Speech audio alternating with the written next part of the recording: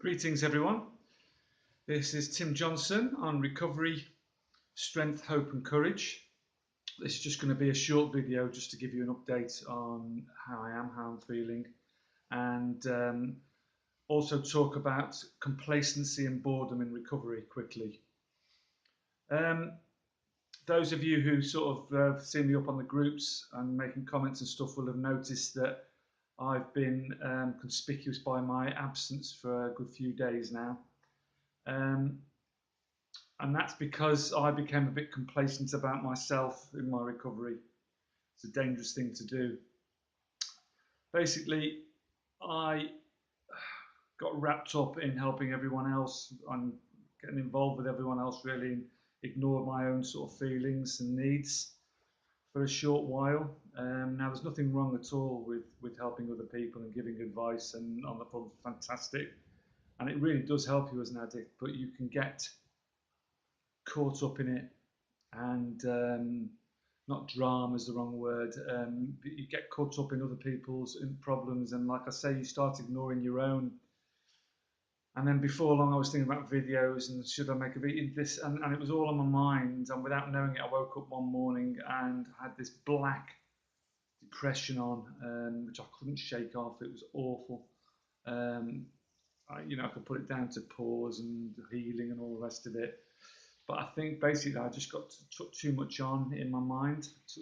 Um, Instead of concentrating on myself, because it's 6 months at the end of this month free of opioids and 3 months free of alcohol. It's early days in my recovery yet, and you can't be complacent. You've got to keep working at it, and you've got to be good and kind to yourself and love yourself first. You come first in recovery. You must always remember that. You come first. And it's brilliant to help other people. And I applaud anyone that does and gets on the forums.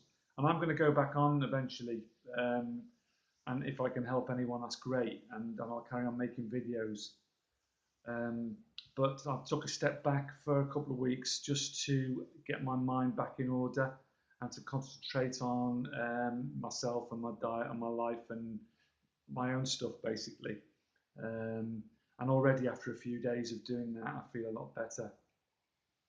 Just to talk about complacency, I mean, I came to Spain just over 2 years ago. I had a hip replacement operation, which meant I had to retire from my job because the job was very physical, obviously.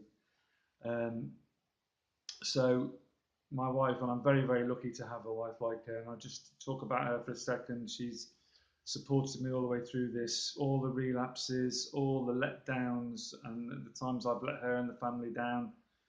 Still, a couple of years ago, she supported me through the operation, although we were living separately at the time. We then pooled our resources to buy this lovely apartment in Spain, in the village Belamadna Pueblo. It's a fantastic life. Um, and my wife comes to visit me very, very regularly now, and I thank God that she's allowed me to build a relationship with her and the children, and the children have been great anyway, and I love them with all my heart, all of them, and I just want them to be proud of me again, basically, and to look up at me instead of looking down at me. And they're allowing me back in, and they're allowing me, after giving me chance after chance. It would be easy for them to say, "Oh yeah, another chance," because I came here to Spain, and I'd been clean for um, I don't know, a few weeks, I suppose, and with all intentions of coming to live a healthy lifestyle out here. Um, and it's a beautiful, beautiful place. I'll give you a quick spin outside into the balcony in a minute, although you might not be able to see much because the sun's shining straight in my face here. Um, but yeah, it was a fantastic lifestyle, and people said, "Oh, you'll be all right, the easy life. You're retired, you don't have to do anything anymore, you've got no worries, the sun's shining, healthy food, healthy lifestyle, everyone's always happy," and all the rest of it. You become complacent, and then I found, the other horrible thing, which is boredom. I wasn't giving myself enough to do. I wasn't challenging myself enough. My days were empty, in as much as with my own fault, I just wasn't giving myself any challenges. So the booze was cheap, very, very cheap to buy.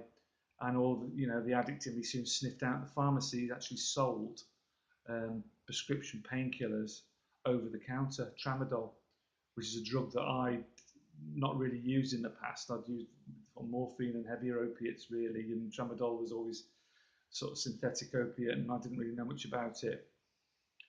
But it's the most insidious drug, and I'll make a video about that. And it's combined with an antidepressant. It's horrendous to get off. Anyway, things escalated, and for these 2 years up until when I went into recovery, I was probably buying and taking up to 60 to 70 tramadol tablets every couple of days, drinking up to, well, I don't really know because I would always black out, but anything up to 3-4 litres of wine a day and onwards, and whatever else I could get down my neck. And I was killing myself. And that was because of complacency and boredom.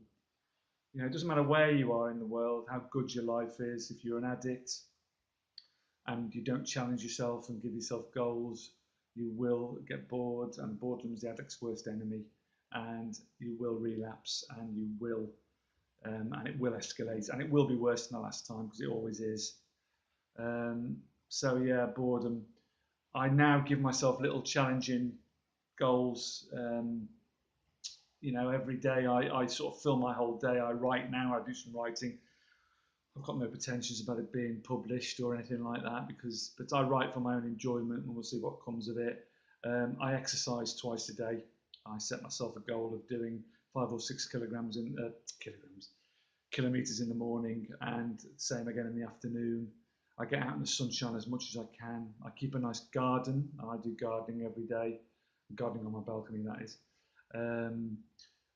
Read. I cook. I'm a chef by trade anyway, so I cook everything with fresh organic ingredients now, and so I spend a portion of my day cooking fresh, healthy meals for myself, and so on and so on. Small goals every day. Even cleaning, even parts of the apartment that need doing, and I just get on with everything and fill my whole day, and before I know it, the day's gone, and I have a sense of accomplishment that I'm healthy and I'm another day clean, and I am happy.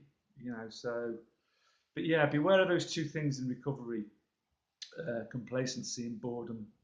Um, because with pills, there's an old saying for addicts, and pills is one pill is too many, and 1,000 is never enough. And that's a true saying. It really is, because it always starts with just one pill. And it's the same with any drug. It's the same with alcohol. One drink's too many. 1,000 drinks is never enough. And that's the mentality we have, and we have to guard against. So don't be complacent. Concentrate on yourself, on your recovery, on your health, on small goals. Don't fall into boredom. Keep yourself challenged every day, whatever that may be. Set yourself life goals. If whatever. I mean, it's. I've got no work goals now as such, or the writing's my sort of thing now. So anyway, thank you for listening to me, and I'll make a video again very shortly, which is more on point. Someone's asked me to talk about Suboxone, which I will, because I was on it a few years ago.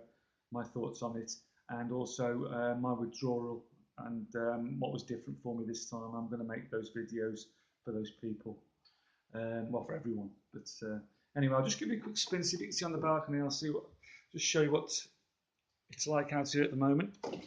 I don't know whether you'll be able to see it or not. This is my balcony, and I don't know. Let's see, probably the sun's shining too much, but I've got a big balcony because I'm corner, so I'm not overlooked at all. So right along the coast, you can see right over there, and there's the mountains and the Sierra Nevada over there, Malaga. There we go. So next time I will be going around the village as well, which I promised you. So until the next time, carpe diem, hold on and stay strong. And thank you for listening. Love to you all. Bye bye.